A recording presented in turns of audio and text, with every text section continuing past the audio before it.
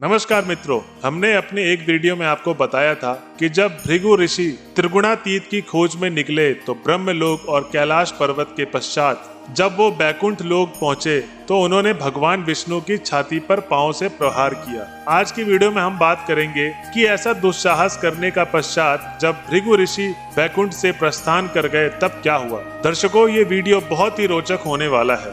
यहाँ आपको ज्ञात होगा कि किस प्रकार भगवान श्री हरि विष्णु अपने वचनों को किसी भी स्थिति में पूर्ण करते हैं। आपसे आग्रह है कि कृपया इस वीडियो को पूरा देखिए। तो सबसे पहले बात करते हैं सतयुग की। जब हिरण्ययक्ष पृथ्वी को पाताल लोक लेकर जाने लगा तब सभी देवता ब्रह्मा जी के नेतृत्व में भगवान विष्णु की शरण में रक्षा के लिए पहुँचे। देवगणों की ओर से नारद मुनि एवं ब्रह्मा जी ने विष्णु के समक्ष प्रार्थना की, हे प्रभु, असुर राज हिरण्ययक्ष पृथ्वी को पाताल लोक लेकर जा रहा है। यदि यह अनर्थ हो गया तो पृथ्वी लोक पर किए जाने वाले पूजा अर्चना एवं यज्ञ से जो देवताओं की शक्ति प्राप्त होती है उस शक्ति का स्रोत बंद हो जाएगा, देवताओं का अस्तित्व नष्ट हो जाएगा। तब भगवान विष्णु ने हिरण्ययक्ष से पृथ्वी की रक्षा करने हेतु 12 अवतार धारण किया और हिरण्ययक्ष का वध करके पृथ्वी की रक्षा की। तत्पश्चात ब्रह्मा जी ने भगवान वारा से कहा कि पृथ्वी लोक पर रक्षा करके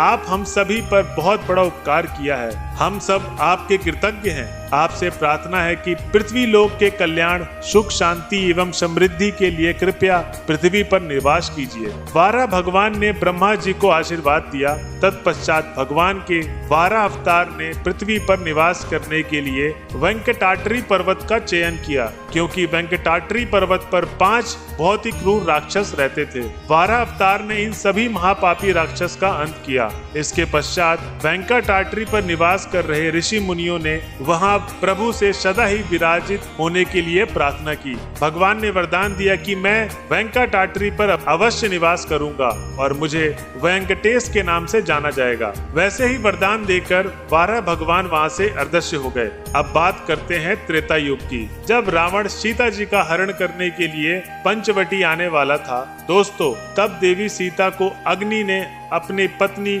स्वाहा के पास ले जाकर सुरक्षित कर दिया था और सीता जी के स्थान पर उनकी छाया को बैठा दिया था और रावण सीता जी की छाया का हरण करके ले गया। जब भगवान राम ने रावण का वध किया उसके पश्चात अग्निदेव ने सीता जी को वापस ले आए और भगवान राम को सौंप दिया और सीता जी की छाया को स्वयं में समाहित कर लिया। तब वास्तविक सीता जी ने भगवान राम से कहा कि हे प्रभु, मेरी इस छाया ने बहुत कष्ट सहन किए हैं, कृपया आप इसे अपनाकर अपना अंगीकार कीजिए। तब भगवान राम ने उत्तर दिया, इस जीवन में मेरे लिए यह संभव नहीं है। मैं एक पत्नी व्रत ले चुका हूँ। सही समय आने पर मैं इसे अवश्य अपनी पत्नी के रूप में स्वीकार करूंगा। मित्रों, अब बात करते हैं भृगु ऋषि द्वारा त्रिदेवों की परीक्षा की। अब भृगु ऋषि ने भगवान विष्णु की छाती पर पांव मारा और वहां से प्रस्थान कर गए। इस पूरे वृत्तांत के पश्चात लक्ष्मी जी बहुत क्रोधित हुई और उन्होंने भगवान विष्णु से क्रोध में कहा कि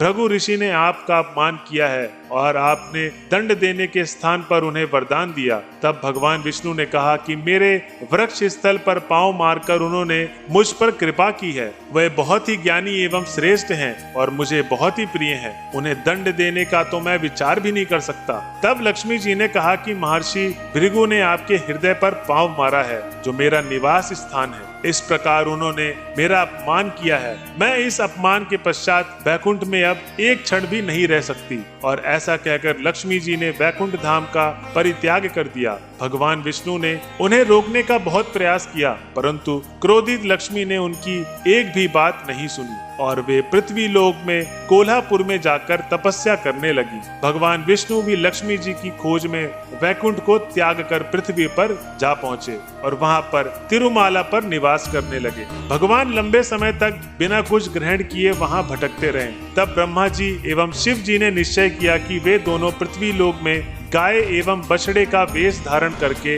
उस नगर में राजा चोल के पास जाएंगे, जिससे उन्हें राजा शरण दे दे। और हुआ भी ऐसा ही।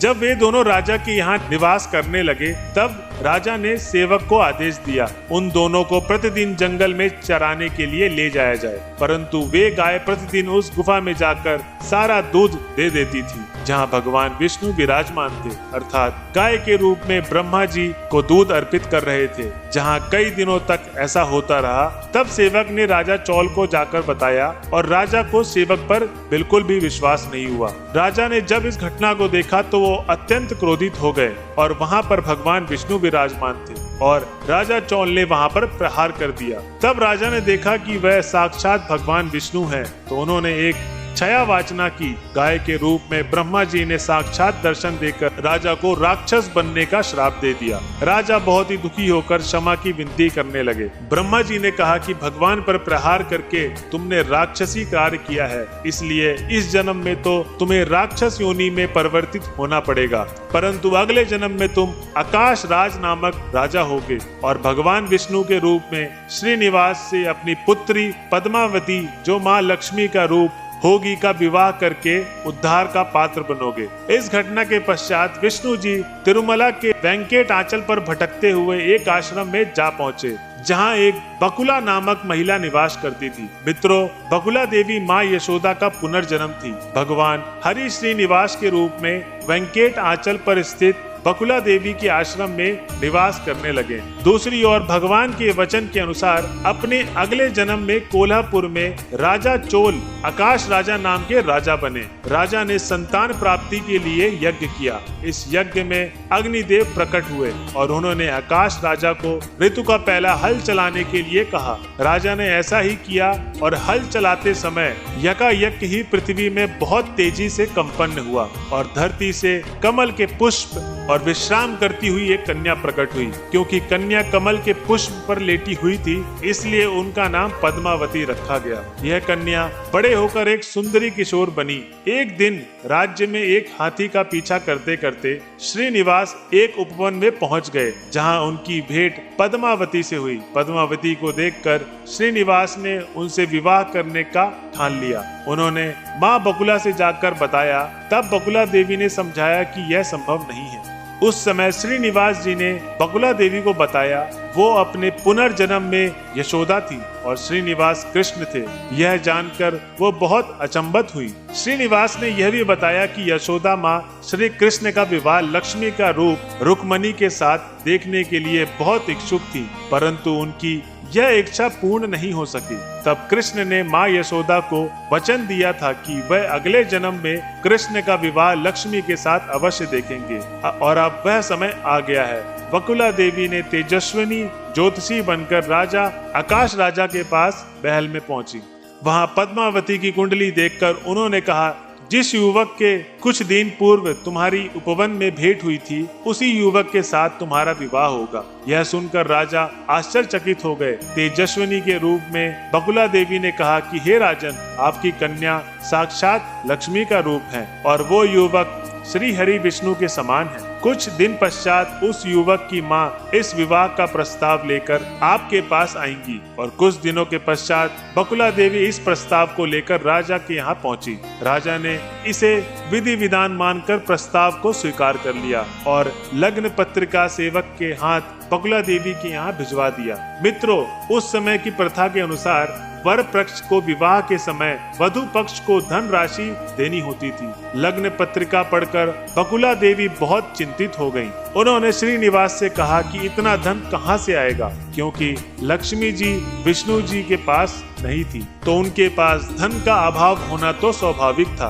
तब भगवान श्रीनिवास ने धन के देवता कुबेर से ऋण लिया और कहा कि वे कलयुग के अंत तक ब्याज समेत यह ऋण चुका देंगे। उनके इस वचन पर कुबेर ने भगवान को ऋण दिया और श्रीनिवास एवं पद्मावती का विवाह संपन्न हुआ। इसके पश्चात वे दोनों वेंकटाचल पर्वत पर निवास करने लगे। जब नारद मुनि ने श्री हरि के विवाह की बात जाकर लक्ष्मी जी को बताई, तब लक्ष्मी जी ने एक दिव्य लीला की और भगवान श्रीनिवास के पास वेंकट आंचल पर पहुंची। तब महालक्ष्मी जी के दो ही स्वरूप थे, श्री लक्ष्मी एवं पद्मावती के मध्य वाक युद्ध की लीला आरंभ हुई। यह वाक्य युद्ध देखकर भगवान श्रीनिवास एक शिला में परिवर्तित हो गए। तब महालक्ष्मी एवं पद्मावती को बहुत कष्ट हुआ और अब भगवान किसी के नहीं रहे। उस शिला में से एक ध्वनि उत्पन्न हुई कि अब मैं इस स्थान पर श्री वेंकटेश्वर स्वामी के नाम से स्थापित रहूंगा और अपने युद्ध भक्तों की कलयुग के दुष्प्रभावों से रक्षा कर